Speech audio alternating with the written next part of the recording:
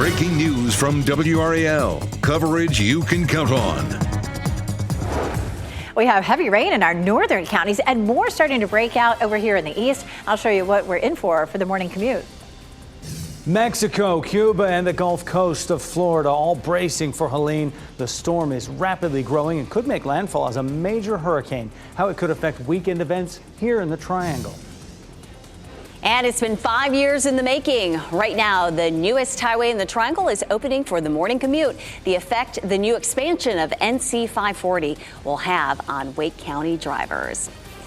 It will certainly save a lot of people some time and be a lot more convenient. Meanwhile, we're here to help make the most of your time. Thanks for joining us. I'm Renee Chu. And I'm Jeff Hogan. Yeah, thanks for making this part of your routine here today. And as we get our Wednesday started, some showers popping up around the area. Radar, Elizabeth, looks like it's pushing off, but this is going to regenerate. Look at this redevelopment that we're starting to see here just east of Raleigh, over here around Wilson County and Nash County, up the I-95 corridor. We had some very heavy rain overnight last night across parts of the viewing area. Most of that is moving northward, but leaving behind some flooding issues. Roanoke Rapids, you're seeing some heavy rain up into Mecklenburg County, Virginia, and still over here into Person County, but it has been steadily moving northward. We have a flash flood warning in effect for Roxborough, where South Madison Street is closed, or at least was in the last hour. So be careful there, as well as from Henderson to Roanoke Rapids to Enfield, where there could be some lingering flooding. If you see any of that on the roads, turn around and go the other way. It was a lot of rain yesterday. Look at this, southern Wake County, 5 inches.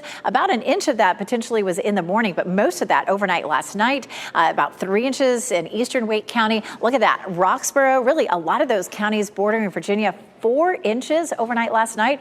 It's really been coming down. It's still wet in Roxborough, of course, right now. But here's a look at what happens as we get through the remainder of the day. Some scattered showers and thunderstorms continue to develop. We may see a few peaks of sunshine on and off, but really not going to see the end of this wet pattern. We may not add up those immense rainfall totals, but that rainfall will continue. About 20% at lunchtime, around 40% as we get into the evening commute. Tropical storm Helene, winds at 65 miles per hour, still expected to become a Category 3 hurricane before it makes landfall tomorrow evening along the Gulf Coast of Florida. We're going to talk about what the Florida impacts and our impacts are as well. It looks like our potential for rain is starting to shrink a little bit. Ken?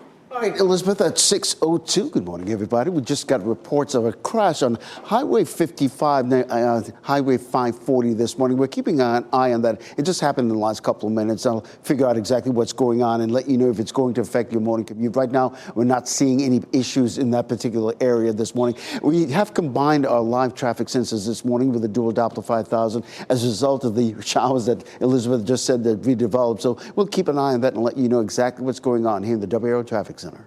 In just the last 2 minutes, a new highway opened for your morning commute. The first phase of the complete 540 project opened at 6 a.m., connecting NC 55 with I-40 in southern Wake County. A nice stretch there. And WRAL's Laura Levine joins us live from Garner right here. The road is now open. It took years, but it is finally here.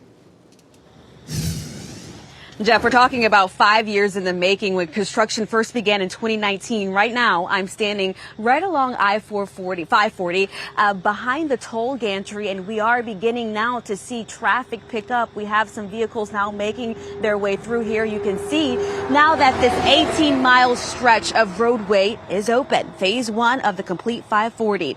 State and local leaders came together to officially mark the opening of this new stretch. Phase 1 extends the Triangle Expressway approximately 18 miles from the existing corridor at NC 55 to I-40 and US 70, which is the future I-42. With more than 10,000 drivers expected to use this route per day, the NC Turnpike Authority says this will help alleviate congestion in the area. And that's welcome news for companies that transport truckloads of supplies every day. We're going to save a lot of time, and for me, time is money. We deliver to all of our crews in the field. So having central transportation and quick means our crews are waiting less time to get their materials. So now with phase 1 complete, the focus now shifts to phase 2, which is a 10-mile stretch to I-40 to I-87 to complete the 540 loop. Construction is expected to start on that early next year. Laura Levine, WRAL News, we're live in Garner. Right now on Florida's coast, people there are preparing for the arrival of Helene. The storm could intensify into a major hurricane before it makes landfall, which could happen tomorrow. 61 of Florida's 67 counties are under a state of emergency right now. A storm surge of up to 15 feet is possible in Florida's Big Bend area, where Helene is currently projected to come ashore. Evacuations are happening now as well. The Florida National Guard has been activated ahead of the storm's arrival, and more than 18,000 linemen are ready to respond to any storm-related power outages. And Jeff, here in the WRAL Live Center, I'm watching something in terms of the cameras to see how Helene is affecting Cancun. This is one map to show you right now where the system is. See how right there it's near Cancun, 65 miles per hour winds that we're seeing right now. And at noon today, slated to be around 85 miles per hour. I do want to show you this camera over here. This is at a resort in Cancun. And one thing I want to point out to you here on the screen is I can see these different palm trees. You see the fronds there just blowing back and forth? There's one there, and then you may be able to see this one as well over toward the right. You just see it whipping back and forth because of these wind speeds. And again, around noon today, 85 miles per hour wind that we're slated to see here from Helene. One last thing I want to leave you with is this other camera from a different resort. Yes, it looks a little dark, but look at these pockets of light where you can still see the palm trees blowing back and forth there. And at one point, I did see the white caps from the ocean as well, kind of just, you can see them very aggressive. I'll try to find another camera to bring you here in the WRAL Live Center. And we've heard from our meteorologist all morning that Helene is expected to make landfall in Florida sometime tomorrow. New this morning, Raleigh police arrested a man they say was seen walking around a neighborhood with weapons and full armor. 31-year-old Michael Chadwick has been charged with going armed to the terror of the public.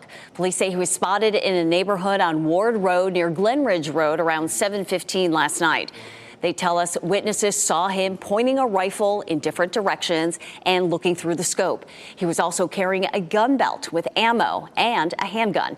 Chadwick's motives are not clear. He was released on a $2,000 bond.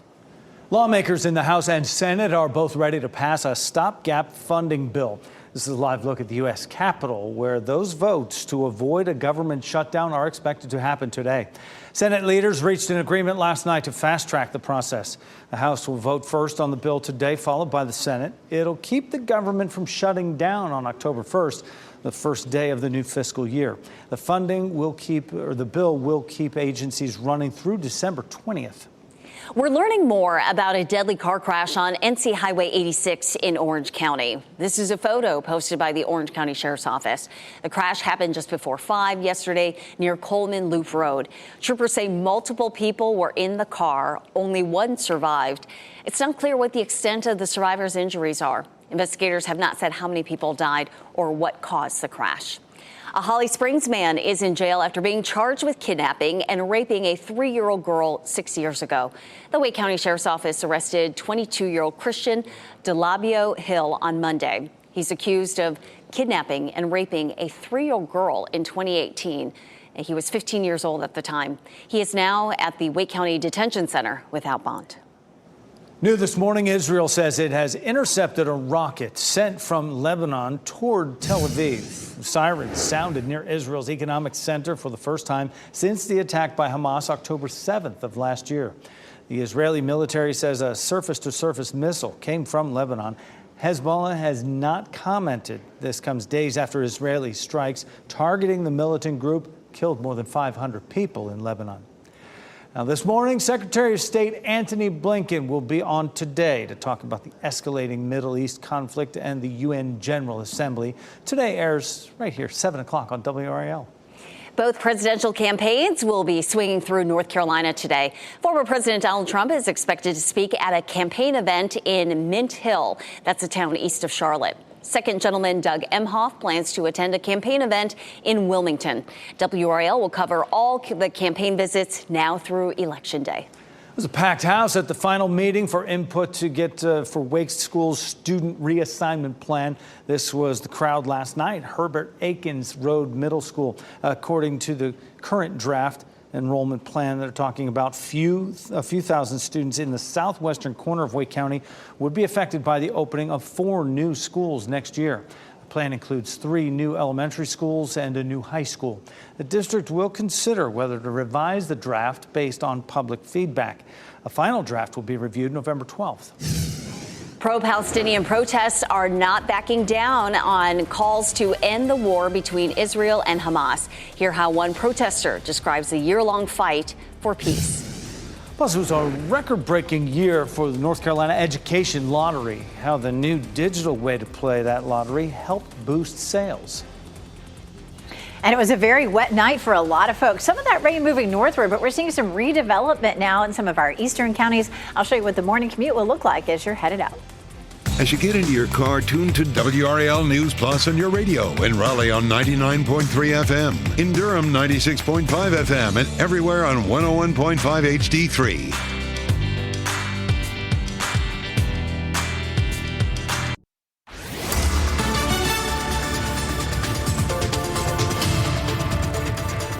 6:12, and we take a look at radar, and most of the rain is starting to move up into Virginia. We had some very heavy rain overnight last night, as much as 3 to 5 inches of rain across our area. We have some redevelopment that's here in our eastern counties. Right now, we're looking at a few scattered thunderstorms, a little bit more rain here in Roxborough and over toward Roanoke Rapids, and definitely in Mecklenburg County, Virginia. And then here we have in Nash County and Wilson County, some redevelopment getting ready to move on into Edgecombe County. That's a little bit lighter, but lingering from last night. We still have a flash flood warning until 8 a.m. there in Roxborough, where we had southern parts, or I should say South Madison Road closed because of some flooding. It's a little damp no matter where you go. This is a look at our Jimmy V camera in downtown Raleigh. We'll continue with a chance of showers and thunderstorms through the afternoon. Happening now in the WRAL Traffic Center, we just got reports of a crash that happened this morning right there on a serious crash, actually, on Highway 55 in the northbound lane there, I-540. That's actually near that new section of roadway that Laura just talked to us about. But we're seeing a real major slowdown there on Highway 55, East William Street, Main Street right there in Apex is probably your best bet in terms of getting around the slowdown you're seeing. This crash just happened in northern Wake County. I'll keep an eye on that and let you know what's going to happen with that in the next 10 minutes. Sounds good, Ken. Thank you. Calls to end the war between Israel and Hamas are ringing out in Raleigh again. Protesters marched through the streets of downtown Raleigh last night. They want Israel to end its fight in Gaza. They've been protesting for nearly a year now, since the war started last October. We have been fighting every week, almost every week in the streets for 1 year, and it's imperative that we continue to do that. And even though we felt burnout and exhaustion and grief and denial, we are still showing up no matter what. And they've been protesting for nearly a year since the war started last October. Pro-Palestinian protesters plan a statewide march on October 5th, 2 days before the first anniversary of the war's beginning. A man accused of plotting to kill former President Donald Trump at his Florida golf course is charged with attempted assassination. An indictment unsealed Tuesday accuses Ryan Ruth of attempting to kill Trump earlier this month. It also adds charges of possessing a firearm to commit a violent crime and assaulting a federal officer. These are in addition to previous charges against Ruth in the case. He faces the possibility of life in prison if he's convicted. Today, the North Carolina Education Lottery Commission meets after a new report showing a record-breaking year for sales. The lottery sold more than $5.3 billion worth of tickets this fiscal year. That tops the previous year's record by more than $1 billion. The gains came from digital instants. Those are slot-like lottery games played on an electronic device, and they launched in November. 3 more teams have clinched playoff spots in Major League Baseball's postseason race. The San Diego Padres did it in style, recording a triple play to finish off the LA Dodgers last night and earn their playoff berth. It's only the third time in the last 30 years a game has ended on a triple play. Baltimore Orioles also punched their ticket with a win over the New York Yankees last night. And the Houston Astros clinched the AL West pennant with a win over the Seattle Mariners. It is the 7th time in 8 years the Astros have won the division. The expected impacts from Tropical Storm Helene could affect popular weekend events in and around the Triangle. Dozens of high schools have already moved their scheduled football games from Friday night to Thursday. In downtown Raleigh, festivals and workshops at the IBMA World of Bluegrass are planned. In 2022, WRAL reported that festivities moved inside the Raleigh Convention Center because of Hurricane Ian. In Benson, organizers of Benson Mule Day say the events will go on as planned, and as long as there are no severe storms. The festival had to operate on a revised schedule last year because of Tropical Storm Ophelia. They know this time of year with the weather and hurricane season, they just have to make adjustments as we go. We are closely tracking Helene, but we're also tracking these storms that I'm sure woke a lot of people up overnight and also pushing north now, Elizabeth. Oh, it definitely woke me up last night. Boy, we had an incredible amount of rain in the last 24 hours, so we're going to take a look at that. But let's start here with what's happening. We do have some redeveloping showers and no lightning with that just yet, but it is likely there in some of our eastern counties along the I-95 corridor. We still have some lightning and thunder here near the Virginia line, but that's really starting to pull northward. We still have some rain in the northern part of Person County and over here just north of Roanoke Rapids, still dealing with some rain, some of that heavy there in the western part of Mecklenburg County, Virginia. So let's take a look here. Wilson seeing a few stray showers, definitely west of Rocky Mount there in Nash County seeing some rain. And this is just going to continue. We can see these showers pop up anywhere through the morning and continuing through the afternoon. Roxborough, flash flood warning until 8 a.m. Southern Madison Street closed there due to some rain. That was a little earlier. Hopefully that will start to recede soon. Henderson, Roanoke Rapids, infield also under a flash flood warning. So no matter where you're headed, but especially up near the Virginia line, you could still run into some flooding this morning. And it's still dark outside, so just be extra careful. Some of the rainfall totals from the last 36 hours, almost 4 inches in Fuquay-Varina, a little over 3 inches in Efland, a little over 2 in Wake Forest, and about 1 3/4 inches in Sanford. So lots of rain overnight last night. And part of the reason for that is this cold front that's moving eastward. It's interacting with just a lot of tropical moisture that remains in place. Checking Futurecast, you can see some stray showers in our eastern counties this morning, and then just kind of widespread patchy rain that pops up later on this afternoon, and that will continue through the evening commute as well. So just a very tropical, moist pattern for us. Let's take a look at Thursday. Thursday starts off potentially dry, but we get to, say, 8 or 9 o'clock, and we begin to see some rain. And look at how that starts to cover the viewing area by the afternoon, especially from Raleigh westward. And then that continues overnight Thursday night and, of course, into the day. Friday, this model takes us out to about 2 o'clock on Friday. That's Friday morning. And then that's about 2 o'clock in the afternoon. I'm hoping, especially for the Bluegrass Festival, that that's maybe the back end of it. We'll start to see. Definitely the models are backing off on the amount of rain that we may see, but we do still have a low risk for flooding for most of the viewing area for Friday and a level 1 risk for severe storms because we could have tornadoes, and that's a real threat for us. For our viewing area, that we're back to maybe 1 inch or 2 for Friday, but we may see 1 inch or so on Thursday as well. And boy, the mountains I'm most concerned about. We could see 7 to 10 inches in the mountains, and that could cause some major problems there. Our wind gusts on Friday likely to be 30 to 35. There may be some places where we have gusts a little bit higher than that. The storm likely to become Category 3 before it makes landfall tomorrow evening here on the Big Bend of Florida with 15-foot storm surge. And then, of course, it starts to make that left turn back toward Tennessee, and that diminishes the amount of rainfall that we may end up seeing. We follow the forecast, and you can see it making landfall there as we get into Thursday evening. And storm surge, strong winds, heavy rain, all going to be a big deal for Florida, that's for sure. For us, looking at a high of 80 on Friday, hoping to see that rain maybe tapering off in the evening. Right now, Saturday and Sunday are looking a little bit drier. And I feel for all these festivals that are happening this weekend, but it does look like we may dry out at least somewhat for Saturday and Sunday. Oh, good, because I'll be there Friday night for the Bluegrass Festival, so fingers crossed. Thanks, Elizabeth. Let's check your morning commute this morning. Got a couple of things on the map to let you know about this morning. This is a crash on Highway 55 near I-540 this morning in the eastbound lane. We can see the slowdown right there. I would take the main street of William Street as an alternate route to avoid what you're seeing there on Highway 55. In northern Wake County, we just had this crash happen on I-540 westbound near Gresham Lake Road. We're not seeing any major problems in that area, but just be mindful of the police activity you might see there. Elsewhere around the triangle, we're having reports of a tree down on Leesville Road. WRAL's Kelsey Coffey is there this morning just to let us know exactly how this could affect your morning commute.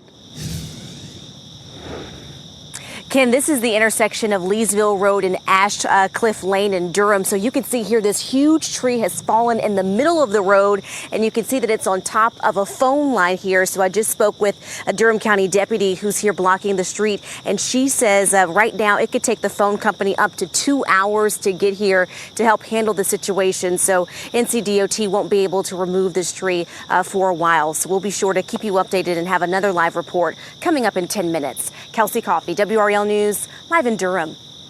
People across Florida's Gulf Coast are bracing for the impact of Helene. The utility crew locally that is headed to Florida to help with preparations ahead of that storm.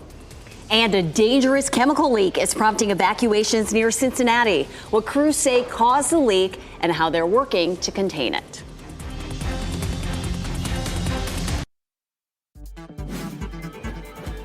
This What's Trending report, sponsored by Rug & Home.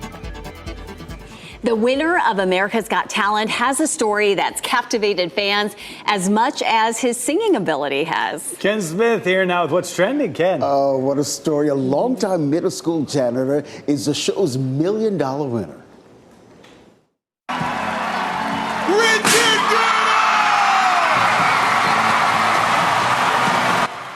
You heard it right there. Richard Goodall has been entertaining students with his singing for 23 years. His girlfriend encouraged him to take his first plane ride to California to audition for AGT. And now he's coming home a champion. Yeah, and during the final, he's saying, "Don't stop believing," with members of Journey. Let's listen a little bit.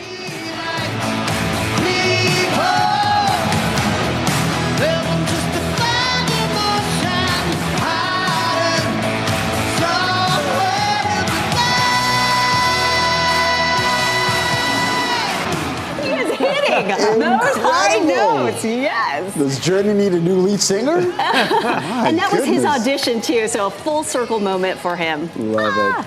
Hey, let's stick with the music theme. Lady Gaga putting out an album that's a companion piece to her upcoming Joker movie. She announced on social media that Holocron will come out Friday. It's a soundtrack for the movie, which comes out October 4th. Yeah, 13 tracks on that album. She's been kind of hinting at it cryptically, but here it is right now in front of us. And quite a cryptic expression on that cover. Thing's weird. Okay. All right, Ken, thanks. It's a vibe. A special father-son moment for the Carolina Hurricanes. That's head coach Rod Brindamore on the right, and that's his son Skyler on the left. He suited up for the Canes last night in their first preseason game. That was in Tampa Bay. The Canes signed him to a professional tryout deal after he played with the Charlotte Checkers last season. The Canes won the game 2-1, so good vibes. They'll be back at the Lenovo Center on Friday for a preseason game against Florida. Oh, one proud papa there. A new option for your morning commute just opened within the last half hour. Ken will be back to give us a look at how traffic is going on the new 18-mile segment of NC 540. And some rain out there for you this morning. We have some redeveloping storms along the I-95 corridor. I'll show you how much more rain we'll see today. Tough to see this. Another home on the Outer Banks collapses into the Atlantic Ocean. The reasons behind this third collapse in just the past few days.